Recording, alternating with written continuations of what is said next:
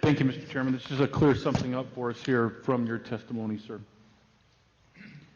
Okay, I don't know if anybody else noticed, but there were 3 drawers, and I'm confused. What do we need 3 drawers for? So my question is, the 2 drawers that were there, how were those ballots separated and why? Were votes for the presidential candidates, were they separated by that for 2 drawers? Was they separated for the county supervisor races? Why was there a need for 2 drawers if the ballot went through the machine, everything was good? Why 2 drawers? Do you know the answer to that? No, I don't. But if you go on to the Secretary of State's website and take off the 2020 general election manual, it tells you in there how those machines were set up, and it explains to you what those 3 drawers were. Okay, thank you. Next question I have was that, did you witness in any of your, and thank you for your work, by the way, did you witness anything like the testimony we have heard today where the lowering of standards on the site for signature verifications for any mail-in ballots, were those standards lowered at that site by any individual? I did not observe that, so my answer to that would be I don't know. Thank you. Thank you, Mr. Chairman. Mr. Roberts. Thank you, Mr. Chairman. Mr. Minkus, well, just to tack on to what Representative Cook was just asking, you stated earlier that you were not allowed to see the receiving process of those ballots. Does that include the signature verification? Is that what you were referring to earlier? I wasn't allowed to see any part of the receiving process where the trucks would come to the building, they would be unloaded, they would go into the mail receiving room. The mail receiving room should have been able to separate the ballots by whatever method they would use to separate them. They were then supposed to go through a slicing machine. And these were things that I was told, but we were not actually able to see them.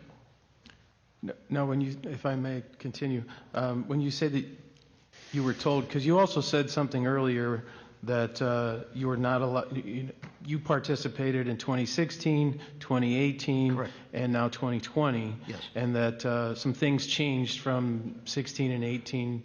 I assume there's always going to be some minor changes here and there. But you said that you're not allowed to talk to them and you're not allowed to walk around the polling place, which was contrary to the policy set forth by the Secretary of State. Exactly. So were you given any reason as to why you were being told on the day of implementation of these policies why you were not allowed to do what was set forth in those policies as far as seeing the receiving process, as far as, you know, you're there obviously to observe. Yes.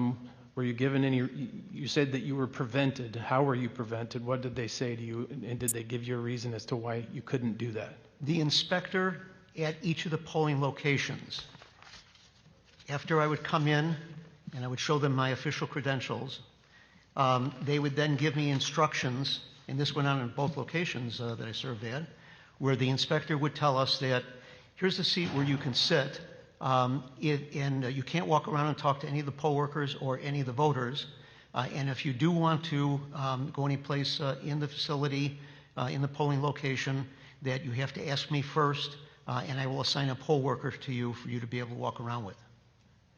Now, that's contrary to the observer's information that was on the 2020 general election manual that was put out by the Secretary of State, which said, if an observer arrives at the voting location, the inspector should, number one, welcome the observer and thank them for their service. Number two, instruct them that they can observe operations but must maintain at least a 6 foot of physical distance from voters. Number three, work with the observer to find a few optimal locations in the vote center, that allow for observation without impeding the flow of operations. That's it. But I was told by the inspectors at each location that I must ask them for permission and they must have a poll worker walk around with me. Were you not considered a poll worker? No, no. You're a poll observer. The poll observer, watcher observer, is separate from poll worker. Okay, one last question, Mr. Chairman. So from 2016 to 2018 to 2020, again, you stated there was changes.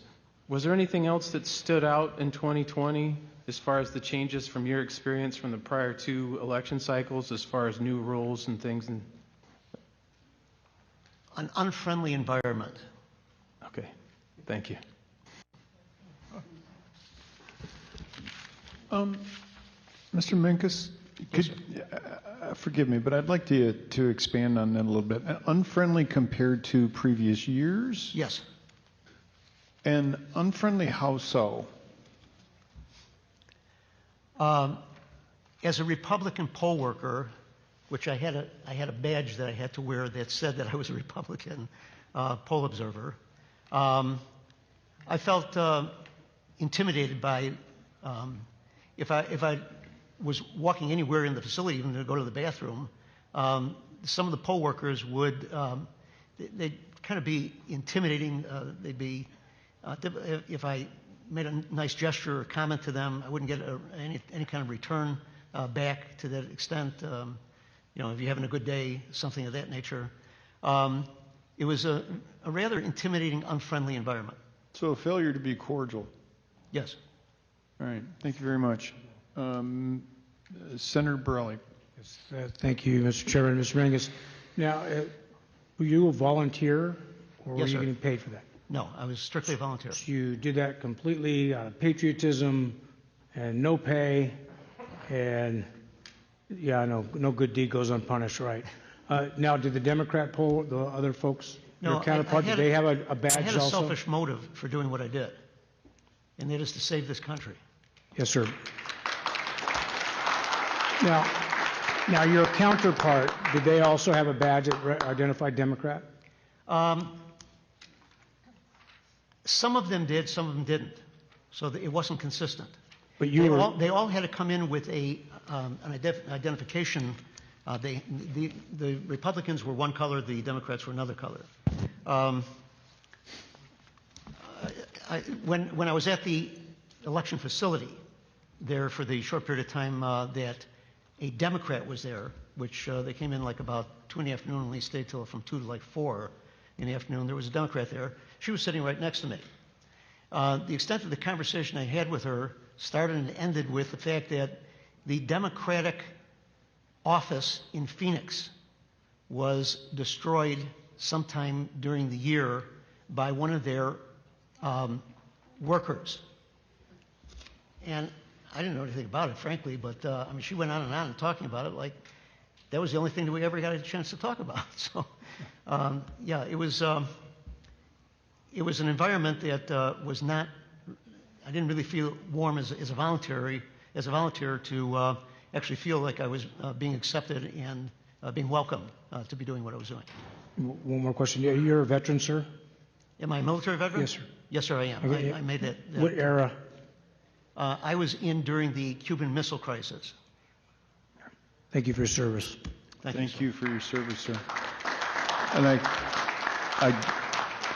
beyond your military service, I'm sorry? beyond your military service, sir, Yes, it's sir. people like you that make this country work. So thank you very much. Thank you, sir.